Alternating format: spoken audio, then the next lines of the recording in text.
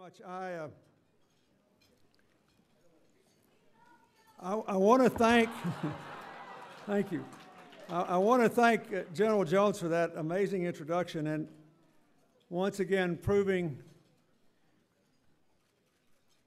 the validity of Clinton's third law of politics. Always be introduced by someone you have appointed to high office. And I mean, you know, he got his 4-star and then he was vice chair of the Joint Chiefs of Staff and sort of the brains of the Pentagon, as we always said. I can only imagine what his introductions of President Obama will be like in a few years. General, I thank you. I thank you for your service. I'm delighted you're at the National Security Council, and I thank you for the relationship you have with the Secretary of State, who respects and admires you so much. I want to say thanks to Frederick Kemp and to all the people at the Atlantic Council, and especially to Senator Chuck Hagel, who called me about this some months ago. I know there are many United States senators here, Senator Reid, Senator Leahy, Senator Lemieux. I saw Senator McCain. I hope he's still here because this is not only the 15th anniversary of the Dayton Accords and the end of the war in Bosnia, and the 15th anniversary of the ceasefire in Northern Ireland, which was the beginning of the end of the conflict there. This is the 15th anniversary of America's long-delayed reconciliation with Vietnam, and it never would have happened if it hadn't been for John McCain, who made it possible. And I just want to thank him for that from the bottom of my heart. All right.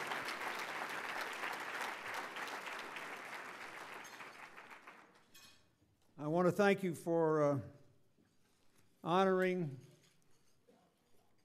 both General Abrial and General Mattis, and I thank them for their service, for NATO's mission, and for its out-of-area commitment in Afghanistan.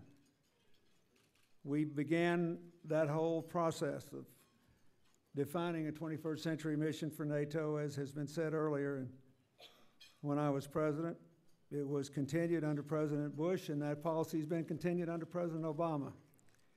And I think that's the ultimate validation of a policy if it's embraced by people of both parties, because it's good for America, good for the world, and good for the future.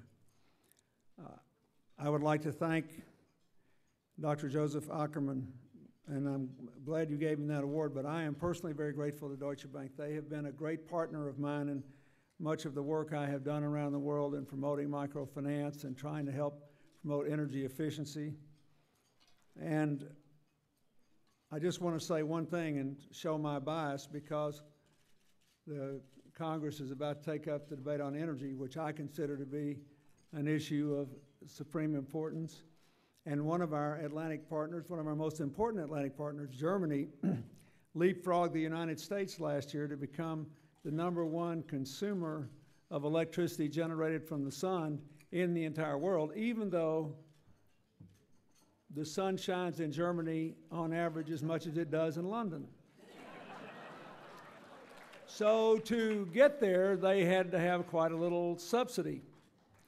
Deutsche Bank, not Greenpeace, Deutsche Bank, did a study of the German solar program, and they said even if you discount for the drag of the subsidy, Germany netted 300,000 new jobs, which by population would be 1.2 million new jobs if we did it. And if you take account our capacity to generate electricity would be more like 3 million jobs. And so I thank you, Dr. Ackerman, for that study and for proving that Germany is right. And parenthetically, their unemployment rate is a lot lower than ours today. I thank Bob Amal for singing. And I asked him if I could come to Senegal and hear him once. I showed him a picture on the way in of his native land. He said, I remember your whole tour to Senegal in 1998, and I remember you went to a village, and I had just come here. The reason I'm a little late, I came from a memorial service for Dr. Dorothy Height. And one of the things Dorothy Height did long before it was popular is to involve the African American community in non-governmental work beyond our borders. She was teaching people in rural Indian villages decades ago, and she was organizing women's leadership groups in rural African villages. So I brought Baba Mala a picture of me holding a goat in a Senegalese village with Hillary in 1998. The goat was the newest born thing in the village, and they named the goat Bill Clinton. Not the first time I have been the goat.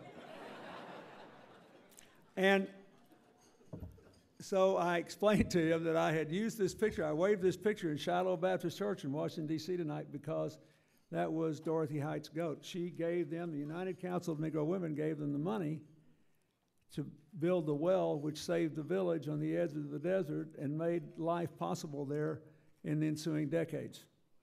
And I say that to make a larger point about why we're here. Why is, I've been told at least, that President Saakashvili of Georgia is here, that former President Alexander Kwasniewski of Poland is here, a longtime friend and my friend and former colleague, former Prime Minister of Spain, Jose Maria Aznar, and Carl Bildt, who went through the whole thing in the Balkans with me. And I thank you.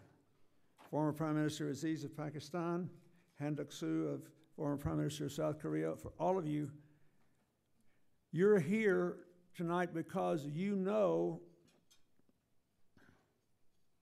that we need to organize ourselves to reflect the reality that our destinies are entwined, no less than they were in the Cold War. I was the first president to serve his entire term after the Cold War. And there were many people who were saying, well, we ought to just, reduce our international involvements. America was having a tough economy. And we really don't need to be doing this. So, for example, let's just look at what happened in 1995. When the Bosnian conflict had been heavily publicized, and I had been trying for 2 years to get international support to get involved and to stop it. By then we had 250,000 people dead, 2.5 million refugees. The slaughter in Srebrenica finally triggered what we needed to get the support of our NATO allies and everybody else to go into Bosnia. When we did it, a majority of the American people were still opposed to it. When we went into Kosovo later in my second term, a majority of the American people were opposed to it.